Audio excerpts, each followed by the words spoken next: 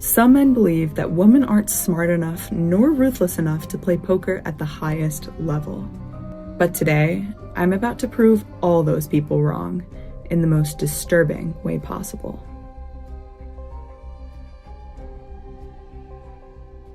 I have such a good idea. Who wants to make a bet with me? I'll make a bet with you, Abby.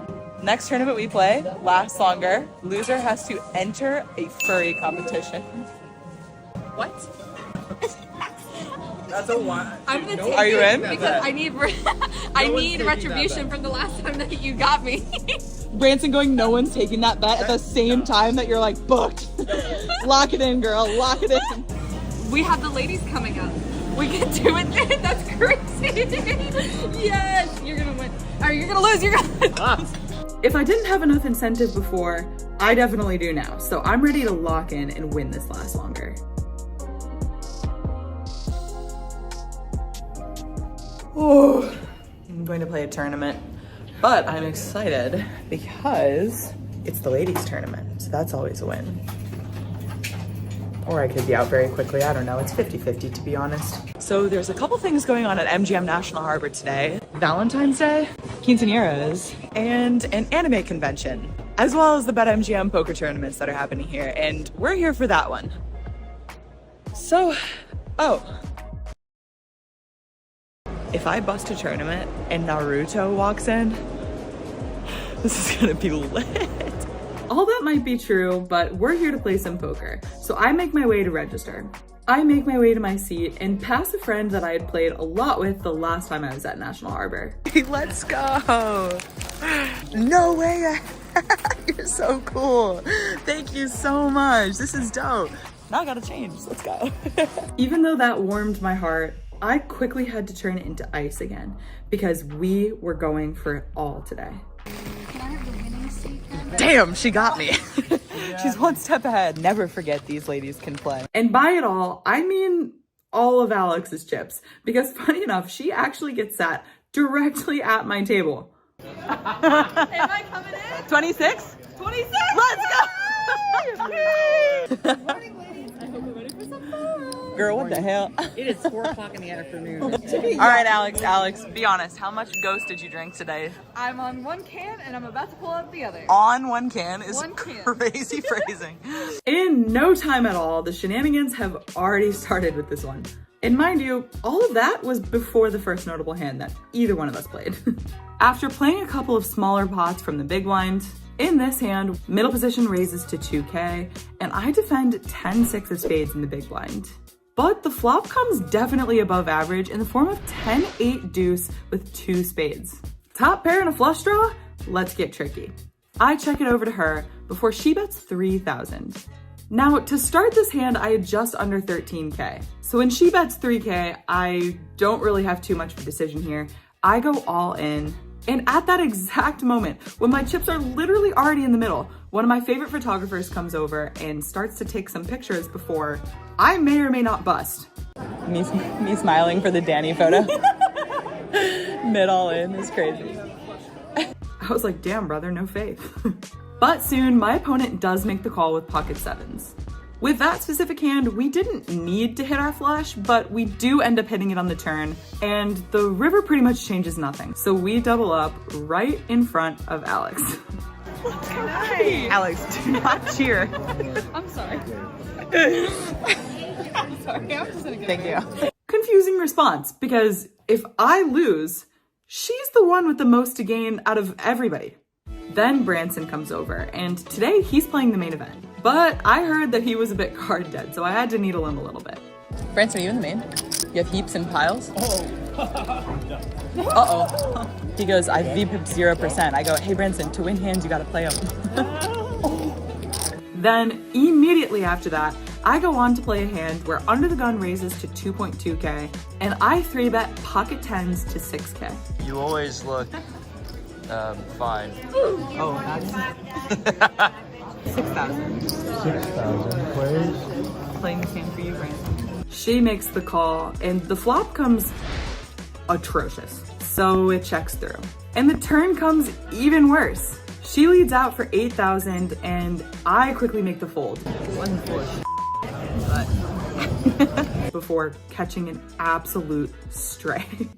Hey, it happens, you know. Sometimes you lose some, Yeah. but at least you look fine. So, Oh, thank you. yeah, I don't was worry. going for mid, but I'm glad you said fine. Yeah. Soon after, we go on break, and as it turns out, I'm not done catching strays. Alex is describing our style right now, and she goes, Caitlin is so beautiful. She's princess, she's regal, she's amazing. She's just like, can't be better.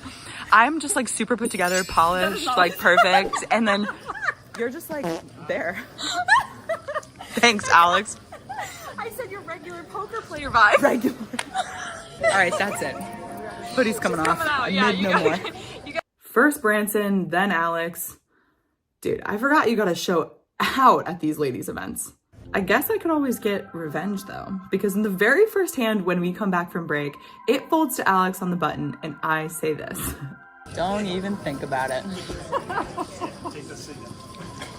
On my big blind, nonetheless. I haven't even looked. She thought about it. She thunk. I look down at ace-6 of hearts and Oh, that's not gonna fly, girl. That ain't gonna fly. 5,000. If you jam, I'm calling. I'm letting you know right now. I'm ready. I'm pulling the trigger.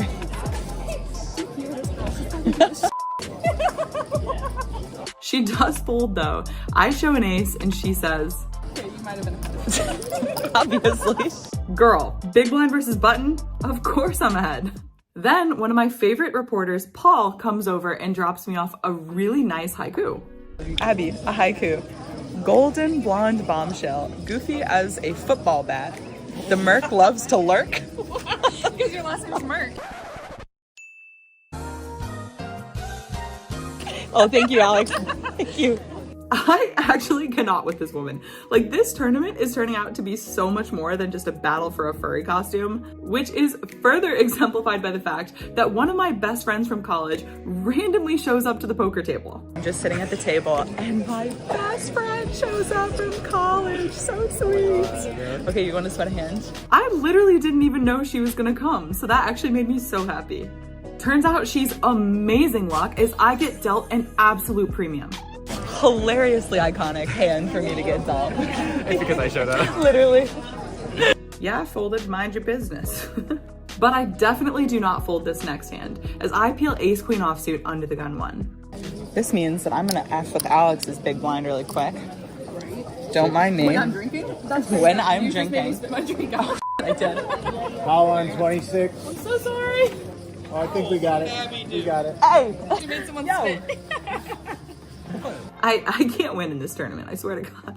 Only the small blind makes the call though, and we go heads up to a flop of ace 10 for a rainbow. She checks, I bet, she folds. End of story. Then, after we've literally been playing together for over 45 minutes, Alex asks, Alex goes, is this the last longer? Look at this freaking stack. bro, yes. What? Mwah. More white than me. Or yellow. Okay, how much you got? How much you got? I got 22, 4, 6. Oh yeah, let's do that bet. I'm in. Okay, still yes, and was always gonna be yes, but now I'm a favorite. Unless I punt. I win a small pot, and then at this point I realize that Trey has no idea about the extra punishment that Alex and I have added to this tournament. So naturally, I'm telling her about it, and she says this. Allegedly, someone came up with the idea, not me, someone else. Oh, okay. Yeah. That the loser of the last longer was going to have to dress up in a furry costume and attend a furry convention. Okay. I look at the So my parents accidentally took me to one of those. So they accidentally. They thought it was a Comic-Con convention. And we quickly left, but the point is, I was traumatized. Traumatized? What do you mean by that? That was really like not inclusive of you, Alex, to my furry comrades. That's a really crazy scene. So now we've unlocked further lore about how Alex actually used to be a furry. She's gonna kill me if I put that in. Then we go on to play what would easily be, how do I describe this? The most entertaining hand of the night? Alex raises to 1600 before I 3-bet with ace queen offsuit to 6K. Why are you always in this? I have a really good hand. I'm not even for You know what I mean? You have I actually have a good hand, not joking. I actually do too. That's why I'm annoyed. Okay, then call. You call. I'm not even gonna do voiceovers. I'm just gonna like let this ride. And when you go get gaming, That's not a good flop for your king jack. hey, what if it's suited? It's not. Devastating. We're vendors. Truly devastating. You definitely don't have to tie. Correct. Weird. Your roommate, but I need to take the deck. Oh, you need it. it. Yeah. Okay, got it. You don't have it. Right group. That is I'm in a 30 right, so here's the deal. I really don't want to dress up in this costume.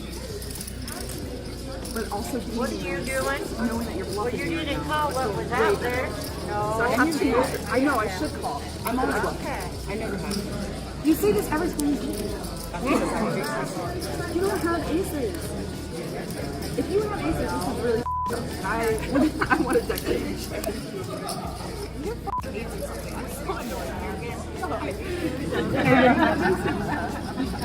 I had an ace. You don't have aces.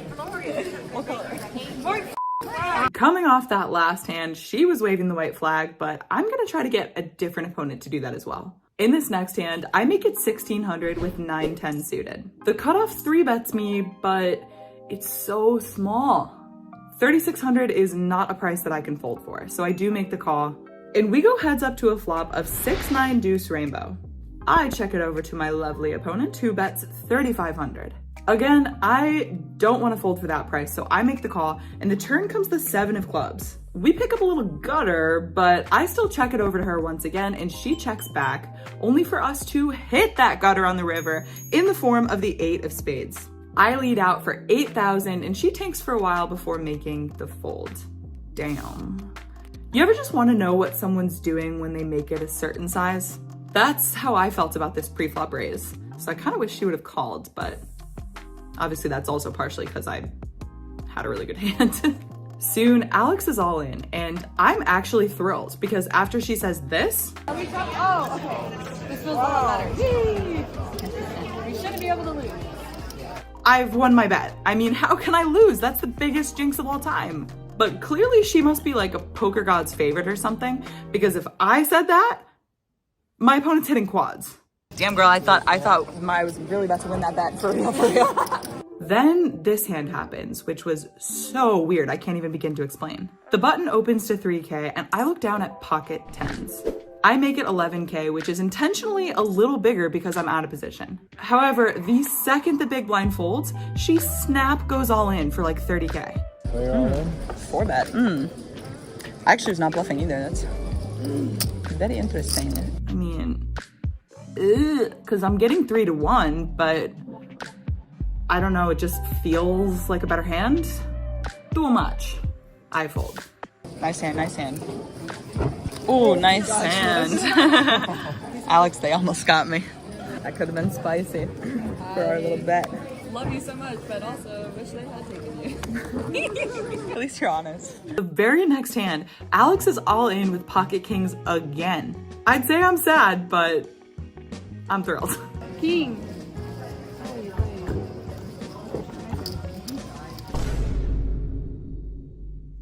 Furry costume it is.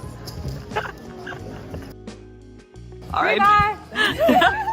You'll probably be back at this table too. Yes.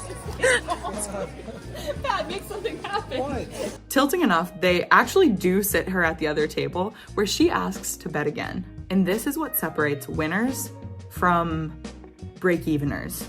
I say no. She's like, do you want to bet even though I'm at the other table? I'm like, no. Be proud of your furry culture, Alex. Don't be embarrassed, okay?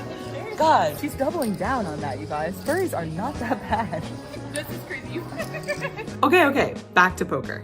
I raise under the gun with ace-8 suited and go like 8 ways or something to the flop, where I do flop top pair and end up getting some small showdown value. I don't know. The point is that while this is happening, I hear,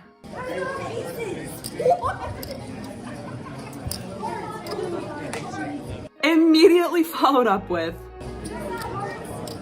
and if that's not the realest thing you have ever heard in your life, you have not played enough poker.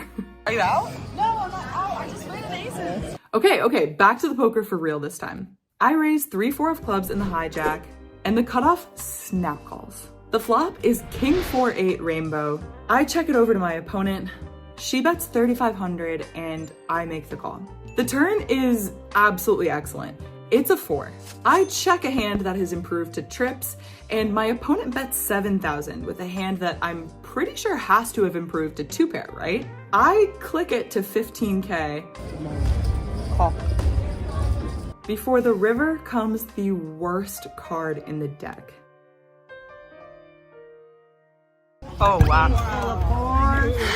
I knew it was all my heart. I was And 40. She covers you. Nice hand, nice hand. And thank God Alex was out at this point, because even though I probably shouldn't have even seen a flop, if I see that turn, I'm not folding.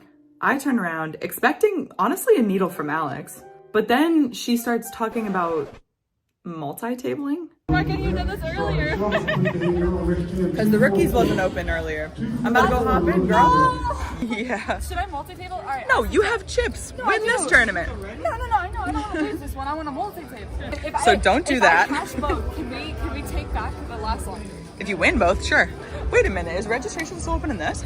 It sure is. Till level 11. I think it's a great idea. I don't know what I'm gonna do yet. I need to decide.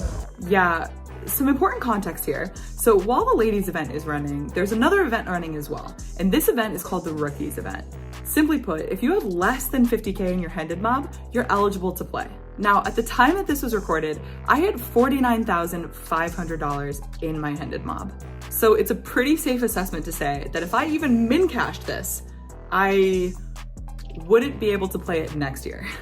However, Okay, so on second thought, I have rebought into the ladies tournament. It's too good, it's too much fun. But if I bust this, I'll definitely hop in the rookies. So that's the plan. Good luck. all this is to say, I hop back in and this time I'm short. However, when I'm dealt ace queen offsuit under the gun, that's definitely gonna constitute an open. I make it 3K before my friend in the big blind says, Can you just raise my blind? I did. I do have a good hand, so it was nothing personal. Yes. It's like 7-8 offsuit. I'm like, it's great hand, great hand. Heads up. come on guys, I'm not always full of shit. She checks to me, I bet 2K and she makes the call. Interesting. The turn's the 7 of spades and she checks to me before I bet 5,000 this time, to which she again pretty quickly makes the call. But this is where the hand goes off the rails because the river comes the 9 of hearts and now she leads out for 10,000. At this point, my entire stack is worth 15K. So I have kind of a weird amount where I'm not really sure whether I should go all in or just call. Like, just because of pot odds, if I do go all in, I can definitely get called by worse. But also, why would I risk my tournament life if I can also get called by better? I don't know, it just felt a little greedy to go all in, so I just make the call. And she shows me king 9. Oh, nice hand. That stressed me out. I was like, oh, I'm gonna go 2 for 2 right now. Honestly, not a horrible start in the ladies tournament, so I'm pretty optimistic that we can turn things around. In the next hand, I open pocket 3s in the low jack, and only the big blind makes the call. The flop comes ace 3, 6, and after the big blind checks dark, I definitely want to bet this, so I bet 3K, to which she makes the call. The turn is the 5 of clubs, and the big blind has checked dark once again. To me, for the most part, that reeks of weakness. So I size down a little bit and bet 5K, only for my opponent to raise to 12K. I'm confused, I don't understand. Is it deuce 4? I mean, I have way too strong of a hand to fold, so I make the call, and the river is the jack of diamonds before my opponent goes all in. I make the call. I have a set. Wow, I'm running really good. 25 total. You know what's super good and awesome though? Wow, I have this much left. Chip in a chair. I'm left with 500. Not chips, chip. I have one 500 chip left. This would be a great vlog though. This would be a great vlog if I could spin this up. But I fear I have a third of a big blind. So because I'm now under the gun, I am all in the dark. This means that I have no idea what I have. This is a third of a big one. I'm actually not even gonna look. I can't even. All in. All in for less. Luckily for me though, there are 3 people that are also semi-interested in this hand, so I guess I do have a chance to win a lot of chips here. All right, quadruple up. As the board runs out, I still haven't looked, which means I have no idea what I need to win. Give me hearts. All hands Okay. need to be up. Okay, I have a 10. Oh, that's a sweat. That's a sweat. Come on, come on, come on, come on. Over here. Ace 10? She's got a 4 over here. Max Y'all pain. had aces. All 3 of y'all had aces. I know, that was like a premium. Even though I busted the ladies for the second time in honestly pretty epic fashion, my plan still remains the same. What happened in the Rockies? Definitely. I don't think the ladies event was meant to be. God was kind of telling me to like not fire that third board, I think. But now I'm truly rooting for all of you, and I can say that without being sarcastic. Good luck, y'all. I'm not tilted, so I'm gonna go play the rookies and try to get my Hendon mob over 50,000 with a win. All right, bit of a change of plans. Ladies event was not meant to be, but we are hopping in the rookies. If you have 50,000 or less on your Hendon mob, you can play this event. I was really hoping to not play this event because I was hoping to be winning the ladies, but here we are, so we better win this one. Hopefully we got all our run bad out there. Ooh. I mean, truthfully, I think that's the best way to say it. It's the tournament that everyone wants to play because it's fun, but no one wants to play because everyone wants more money in their Hendon mob. But that's also the kind of beauty in it in a way, because by playing, you can get more money in your Hendon mob. We register, grab our chips, and make our way to the table where we see our good friend Elijah. Oh, you're all in. Oh, no, you're not. You're just to my left. At least you're about to get 4-bet. The first hand that we play in the rookies event is definitely a spicy one.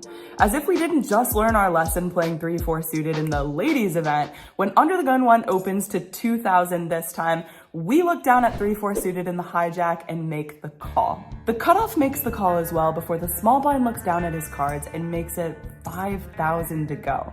Under the Gun 1 just makes the call, and at this point, I'm getting war flashbacks to the ladies event, but I feel like my price is just too good. So I make the call with, yes, that's right, 4 high. This is atrocious. That is definitely one of the calls of all time. But the cutoff makes the call as well, so I guess technically we're getting the right odds, but the reverse implied odds go crazy here, even when I literally flop a flush. The small blind slows down with a check. Under the Gun 1 checks as well. And oh yeah, did I mention that when I was calling with 4 high, it was for a third of my stack? I mean, not joking, I think this is one of the worst hands I've ever played in my entire life. So yeah, at this point, I don't really have much of a choice here. I'm all in the cutoff snap calls. He sits down, wins me over, and look at this. The small blind gets out of the way, and Under the Gun releases as well. You got a flush? I do. Oh, that's not good. Good luck. Oh, you're definitely not dead though. Don't worry, I've been running bad. You'll hit. Oh. Nice hand, nice hand. Yeah, that hand was abysmal, but we have more than starting, which is more than we've seen all day. In the next hand, the cutoff opens to 2,200, and I make the call on the button with King 10 offsuit. The flop comes King King 3 rainbow, and he down bets to 1,600, to which I make the call. The turn is the 7, and at this point he down bets again, which to me is pretty much reading like a middling pair.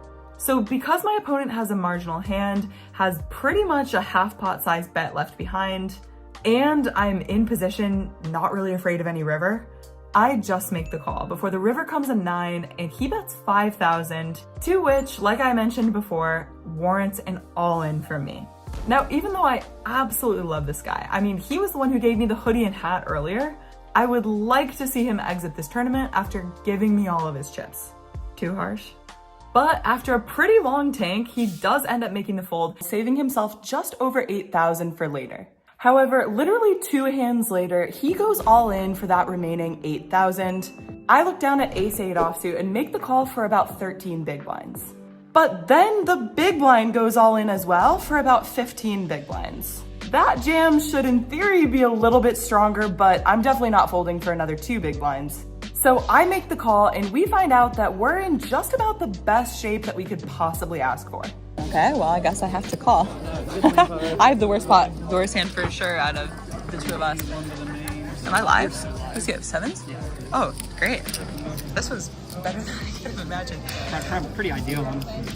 After the flop, now all 3 of us have a pair, but mine is slightly better and does manage to hold for the rest of the run out, giving us at this point pretty much 3x starting. What more can you ask for than that? Okay, we're on break. We have piles. It's gamble, gamble, or get me to the cash streets. Just kidding. But either way, pretty nice hand there with a flush. Gonna try to keep that energy going for the rest of the tournament. Woo! Cash games? What the fuck? Although, to be honest with you, I do kind of get it, because after the beats I took in the ladies event, it was kind of build a stack or send me to pack, you know what I mean? Anyway, we come back from break, and in the very first hand, I really make good to that philosophy. I open under the gun to 2,500 with 8-9 of diamonds. The hijack makes the call before the cutoff makes it 8,000 to go. And at this point, a bit of a leak of mine crept its way into this hand. At the time, I was under the impression that if I made the call, and I was pretty sure that the hijack would as well, that would give me the right pot odds to be making a profitable call. However, what I wasn't considering is that my implied equity would go down, which means I need to be that much stronger on the flop in order to hang around on 3 streets. However, the flop is pretty. It's 8-3-7 with 2 hearts and a diamond. So we flop not only top pair, but every backdoor in the world. I check, the hijack checks, before the cutoff bets 10,000. I'm definitely not going anywhere for that price, so I make the call and the hijack makes the fold. The turn is the 6 of hearts and it goes check, check. And the river is the 7 of diamonds, promoting our hand to 2 pair before it goes check, check once again. We show down the winner, turn around, and at this point, the ladies event has reached the final table. Alex is definitely one of them. However, she's also one of us. Now you might be asking yourself, why did Alex say I'm ready? Because this dumbass maxed late reg the rookies event while she's final table of the ladies event. 9 people left, 7 people cash. She's not even in the money yet, and she's multi-tabling. It felt like a good idea. It felt, I just had a feeling. It felt right. I feel like losing money sometimes too, but I don't say it out loud. Okay. Good luck, Alex. Good luck, guys. You just can't make this shit up. I mean, here she is playing with men, and here she is running across the room to play with women. It's a bit confusing, and justifiably, everyone in the room, including Corey, is just as confused as me. She's multi-tabling the final table of the ladies in this rookies tournament.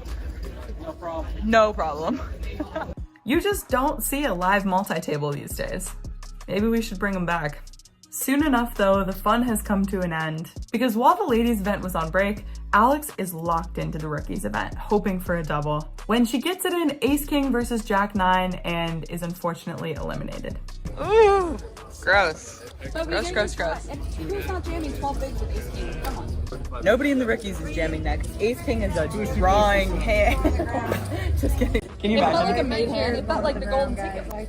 The good news is though, there's always a ladies event. Never mind, there's no ladies event either.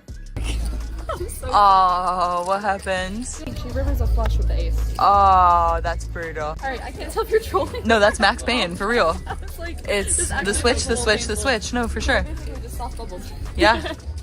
Brutal, man. Yay, I get to go home down a lot of money. No.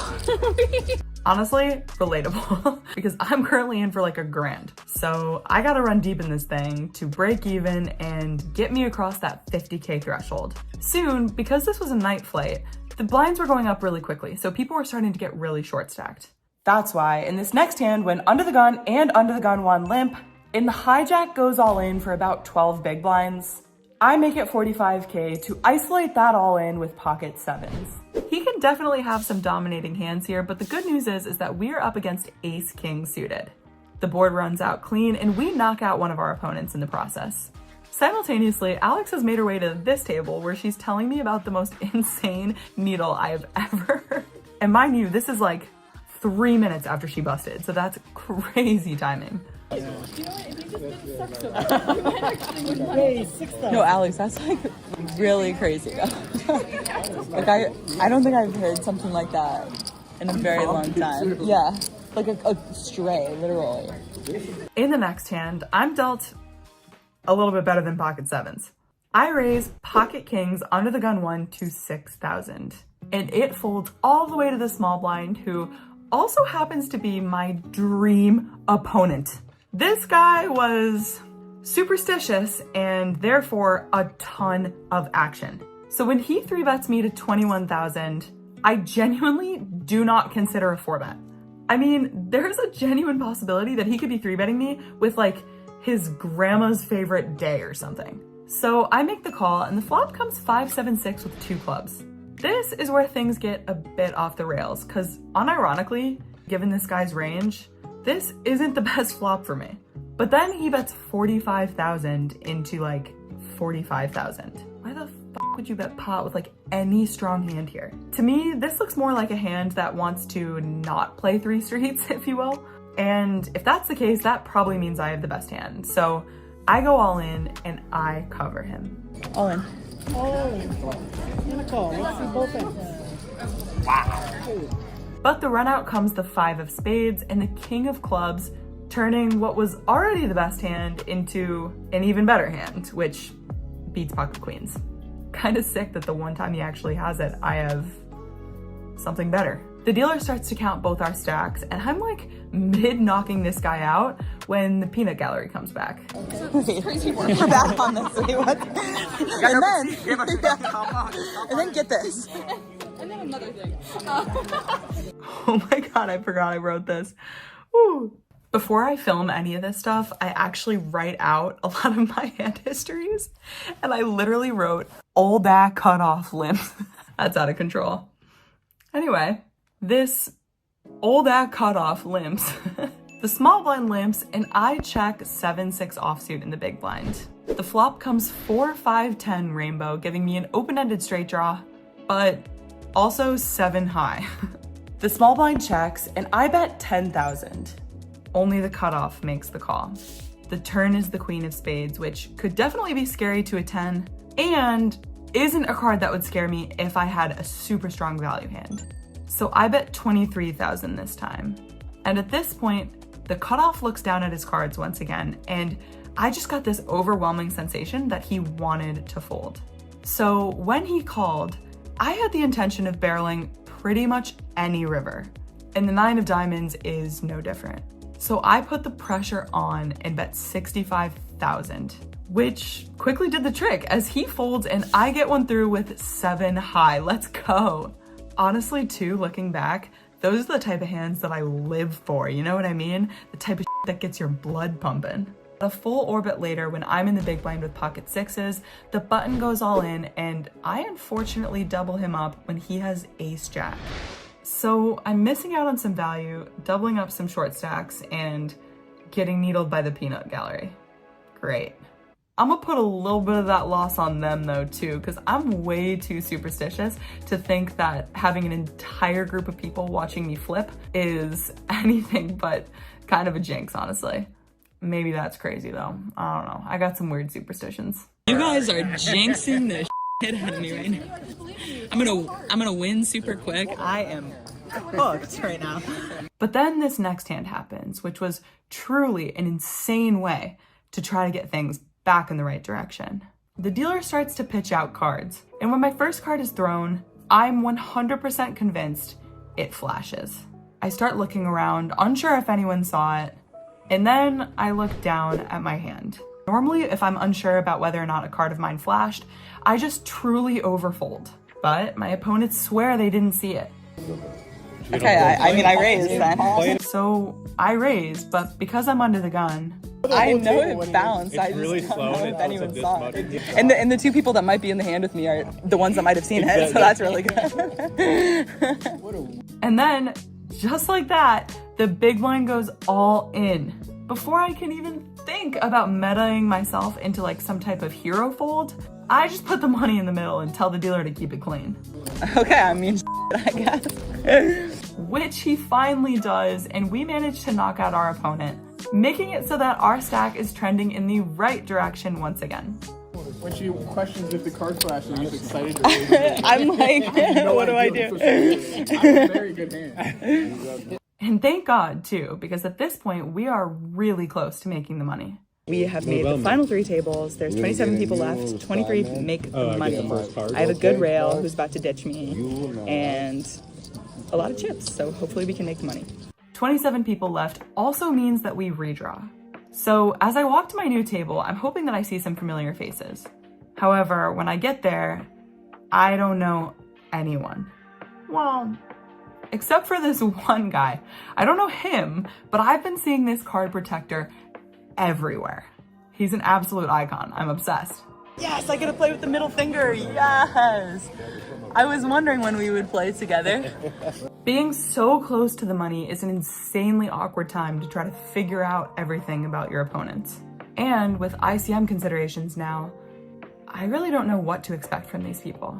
So when Under the Gun 1 limps for 8,000, I make it 20,000 to go with King 9 of Hearts. He makes the call, and the flop comes 10-9-3 rainbow. However, instead of checking to me like I assumed that he would, he leads for 28,000? Like, this is what I'm saying. What is going on? And I genuinely want to know, like, what you guys would do in this spot because I'm so confused. I just make the call, and the turn comes the Queen of Hearts.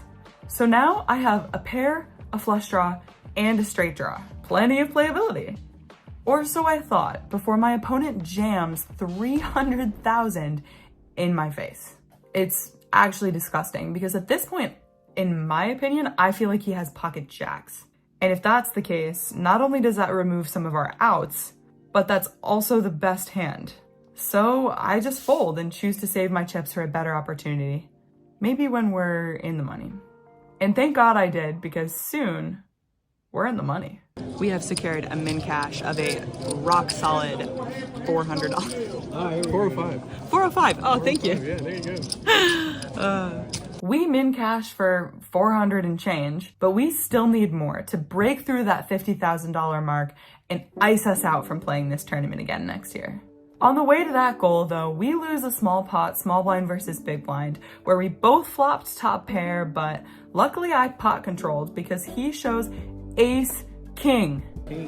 That's a strong hand, which unfortunately beats mine. Where's the jam? Get ace in there. Remember that joke I made to Alex about ace king being a drawing hand? Only funny because it's true.